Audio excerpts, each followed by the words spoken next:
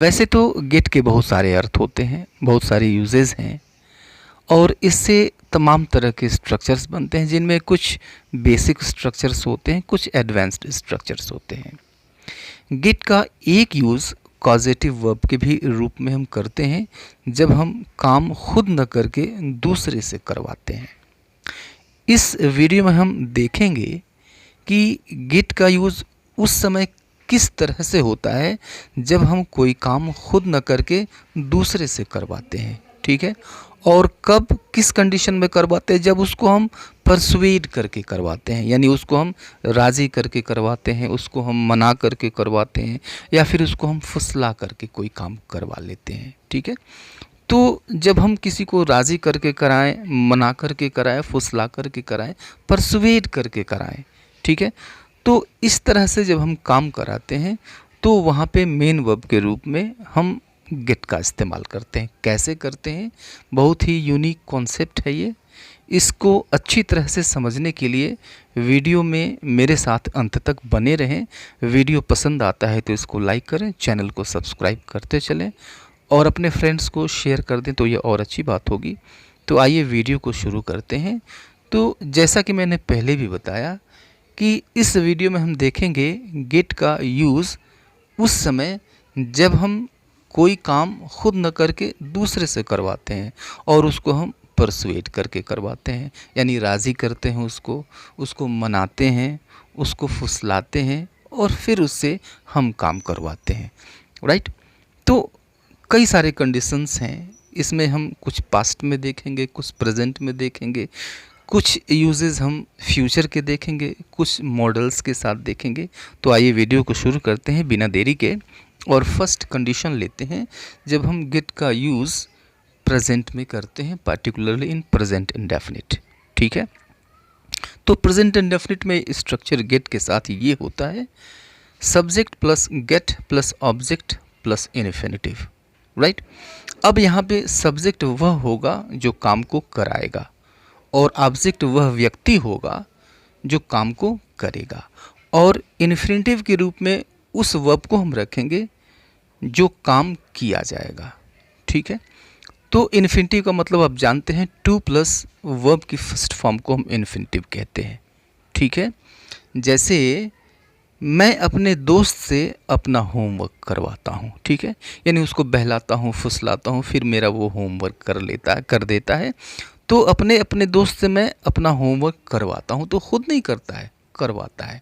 तो ऐसी स्थिति में हम गेट का यूज़ करेंगे। ऑब्जेक्ट कौन होगा, जो काम करेगा, और सब्जेक्ट कौन होगा, जो काम करवाएगा, ठीक है। तो अब प्रेजेंट इंडेफिनिट का है, तो अब देखिए सब्जेक्ट हमने लगाया आई, और आई के साथ मेन वर्ब इसके ठीक बाद आता है आई गेट। मेन वर्ब के रूप में गेट का यूज़ करेंगे, तो आई गेट और उसके बाद से ऑब्जेक्ट। कौन काम को करता है वास्तव में, तो मेरा फ्रेंड, तो आई गेट माई फ्रेंड, और उसके बाद से इन्फिनिटिव हम यूज़ करेंगे, टू डू, करना, करना ही एक्चुअली हम लिखेंगे। जब यह गेट के साथ मिलता है तो फिर इसका अर्थ करवाना हो जाता है, to do my homework, I get my friend to do my homework. इस टेंस का एक और एग्जाम्पल लेते हैं हम, वह अपने भाई से अपना बैग ढुलवाता है, ठीक है। तो अपना बैग खुद नहीं ढोता है जब पढ़ने जाता है, तो अपने भाई को फुसलाता है, राज़ी करता है, मनाता है और उससे वो ढुलवाता है, ठीक है। तो he gets his brother to carry his bag, he gets his brother to carry his bag, ठीक है। तो सिंपल स्ट्रक्चर पे रखा गया है सब्जेक्ट, और उसके बाद से गेट्स हम यूज़ करेंगे। वर्ब में यस या यस लगता है, आप जानते हैं प्रेजेंट इंडेफिनिट में जब सब्जेक्ट सिंगुलर होता है। तो ही गेट्स हिज ब्रदर, किससे ढुलवाता है, अपने भाई से, हिज ब्रदर, और उसके बाद से काम क्या होता है, कैरी करने का, ढुलवाने का, तो टू कैरी, और क्या कैरी करने का, दिस हिज बैग। तो he gets his brother to carry his bag, right. कोई कंफ्यूजन नहीं है। आगे चलते हैं, पास्ट के लेते हैं कुछ सेंटेंसेस। तो पास्ट में स्ट्रक्चर क्या हो जाएगा, सब्जेक्ट प्लस गॉट हो जाएगा, ठीक है। वर्ब की सेकंड फॉर्म आती है, आप जानते हैं, सब्जेक्ट के बाद, तो subject plus got plus object plus infinitive, ठीक है। जैसे मैंने पिताजी से एक मोबाइल खरीदवाई, ठीक है, यानी उनको बहलाया, फुसलाया, राज़ी किया, फिर उन्होंने मोबाइल ख़रीद दिया। तो मैंने पिताजी से एक मोबाइल ख़रीदवाई, means I got my father to buy a mobile phone. I got my father to buy a mobile phone. मैंने अपने पिताजी से एक मोबाइल फ़ोन ख़रीदवाया। ठीक है, इस सेंटेंस को देखिए, मैंने उसे यहाँ आने के लिए मना लिया। ठीक है, तो आने के लिए वो तैयार नहीं था, तैयार नहीं थी एक्चुअली, तो आने के लिए वो तैयार नहीं थी, तो मैंने उसको मनाया, राज़ी किया, फुसलाया, फिर वो तैयार हो गई। ठीक है, तो हम गेट का यूज़ करेंगे यहाँ पर। गेट का अर्थ क्या हो जाएगा? मनाना, मना लिया। तो आई गॉट हर, अब एक्चुअली इसका अर्थ हो जाएगा आई गॉट हर मीन्स मैंने मना लिया, टू कम हियर, उसे यहाँ आने के लिए, मैंने उसे यहाँ आने के लिए मना लिया, परसुएट कर लिया। I got her to come here, मैंने उसे यहाँ आने के लिए मना लिया। ठीक है, तो इस सेंटेंस को भी हम इस तरह से ट्रांसलेट करेंगे या फिर बोलेंगे। ठीक है, तो ये पास्ट इंडेफिनिट के सेंटेंसेस थे। अब देखिए फ्यूचर इंडेफिनिट के कुछ सेंटेंसेस। तो फ्यूचर इंडेफिनिट में क्या होगा? सिंपली मेन वर्ब के पहले हम विल लगा देते हैं या शैल लगा देते हैं। ठीक है, तो सब्जेक्ट प्लस विल और शैल plus gate plus object plus infinitive, यही स्ट्रक्चर होता है, आप जानते हैं। जैसे मैं सबसे निर्देशों का पालन करवाऊंगा। ठीक है, यानी जो भी निर्देश हैं उनका मैं पालन करवाऊंगा, मैं उनको मनाऊंगा, राज़ी करूंगा, फिर वो पालन करने के लिए तैयार हो जाएंगे।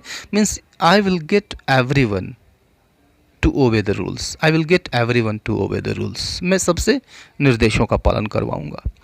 ठीक है, एक और सेंटेंस लीजिए इसका, आज मैं अपने एक पड़ोसी से खाना बनवाऊंगा।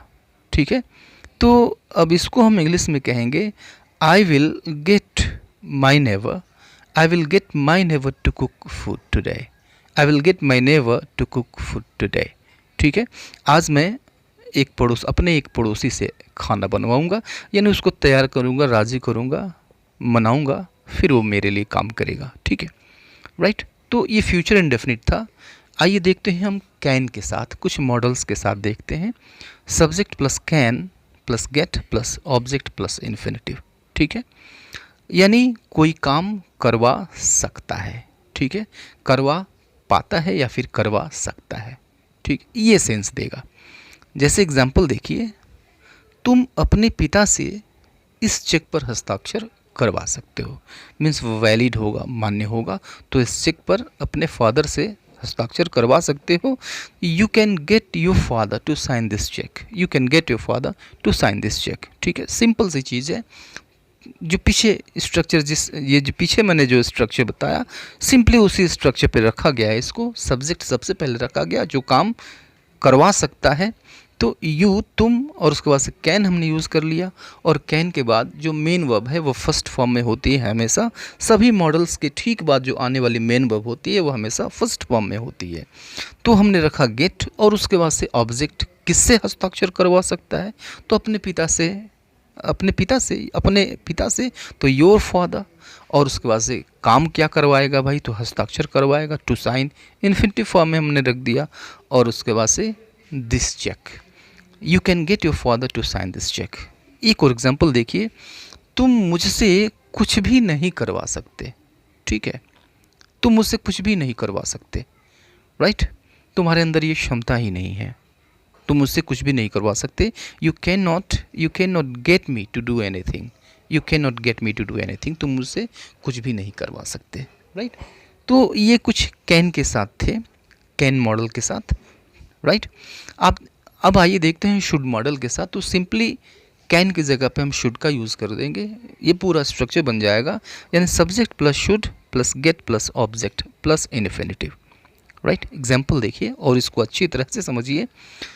तुम्हें उनसे इस कागज़ पर हस्ताक्षर करवाना चाहिए। ठीक है, तो आप जानते हैं जब हमें चाहिए का अर्थ लेना होता है कि ये करवाना चाहिए, वो करवाना चाहिए, बुलवाना चाहिए, भिजवाना चाहिए।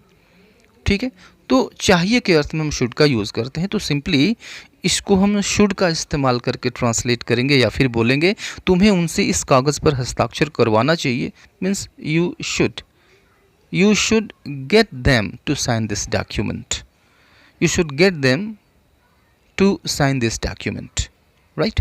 एक और एग्जांपल देखिए, तुम्हें उनको कंप्यूटर सिखवाना चाहिए, ठीक है, सिखाना नहीं चाहिए, सिखवाना चाहिए, राइट। उनको परसुएड करना चाहिए, उनको राज़ी करना चाहिए, मनाना चाहिए, कंप्यूटर का इम्पोर्टेंस बताना चाहिए, ठीक है। तुम्हें उनको कंप्यूटर सिखवाना चाहिए means you should get them to learn computer, you should get them to learn computer, right. तो ये दो एग्जांपल्स थे शुड के साथ। आइए अब देखते हैं यूज़ टू के साथ, राइट। यानी शुड की जगह पे आप यूज़ टू लगाकर यूज़ करिए, तो subject plus use two plus gate plus object plus infinitive, right.